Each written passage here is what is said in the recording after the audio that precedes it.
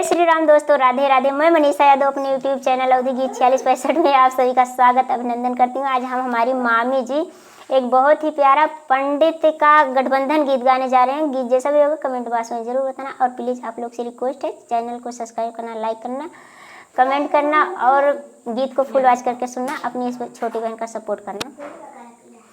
पंडित हाली हाली गठबंधन करावा की भैया सुकुवार बाटे न।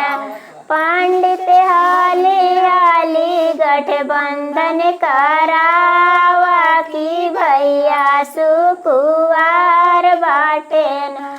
जैसे खेते मकई ढेला वैसे पंडित का ढकेला। पंडित हाली हाली गठबंधन करावा की भैया सुकुवार बाटे न।